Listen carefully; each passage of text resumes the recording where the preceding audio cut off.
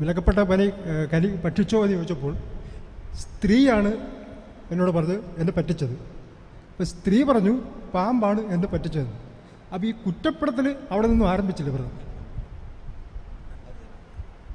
നല്ല കാര്യം. അതായത് മനുഷ്യൻ പാപം ചെയ്ത് കഴിഞ്ഞപ്പോഴേ തന്നെ അവൻ്റെ അകത്ത് ആ ദൈവിക സ്വഭാവം നഷ്ടപ്പെട്ടു. ഈ വിവാഹം എന്ന കൂദാശയുടെ തന്നെ ആവശ്യം അതുകൊണ്ടാണ്. ആദവും ഹവ്വയും വളരെ ഇൻറ്റിമസിയിൽ ആയിരുന്നു അവർ. പക്ഷേ ആ ഇൻറ്റിമസിയുടെ സ്രോതസ് ദൈവവുമായിട്ടുള്ള ഇൻറ്റിമസി ആയിരുന്നു. ആദവും ഹവ്വയും ദൈവവുമായിട്ട് ഭയങ്കര സ്നേഹത്തിലായിരുന്നത് കൊണ്ട് അവർ തമ്മിലും ഭയങ്കര സ്നേഹമായിരുന്നു. ദൈവവുമായിട്ടുള്ള ഇൻറ്റിമസി വിട്ടപ്പോൾ, ദൈവസ്നേഹത്തിൻ്റെ ആ സ്രോതസ്സിൽ നിന്ന് അവർ വിട്ടപ്പോൾ അവരുടെ ആത്മാവ് വരണ്ട ഭൂമി പോലെയായി. അവിടെ ആദ്യം അവനുണ്ടാകുന്ന അനുഭവം അവൻ്റെ ജീവിത പങ്കാളിയെ തന്നെ കുറ്റപ്പെടുത്തുന്ന ഒരനുഭവമാണ്. കർത്താവ് ചോദിച്ചു, നീ എന്താ അങ്ങനെ? അതിനൊക്കെ കാരണം ഈ പെണ്ണാണ്.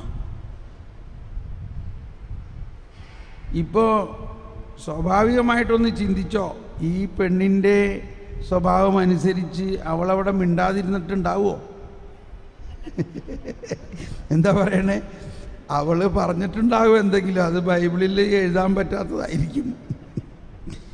ഒരു സാധാരണ സ്ത്രീ ആണെങ്കിലും ഉടനെ പറയില്ലേ, ആദം ദേ അനാവശ്യം പറയരുതിട്ടാ, ഷട്ടപ്പ്, നിന്നോട് പറഞ്ഞതിന് നീയാണ് ഉത്തരവാദി, അതുകൊണ്ട് എൻ്റെ മേലെ കുറ്റം ചാരരുതെന്നും പറഞ്ഞ് അന്ന് മുതലേ തുടങ്ങിയ പരിപാടിയാണ് ഇന്ന് നമ്മുടെ കുടുംബത്തിലുള്ളത്.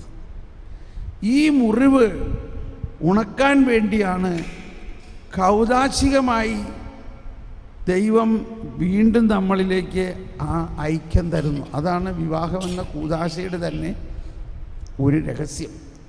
ആ ഉത്ഭവപാപം മൂലം നഷ്ടപ്പെട്ട ആ ദാമ്പത്തിക ഐക്യത്തെ വീണ്ടും നൽകുന്നതാണ് കൂദാശയുടെ ഒരു ഉദ്ദേശം. Praise the Lord. ഓക്കെ, അപ്പോൾ നമുക്കിനി തുടരാം.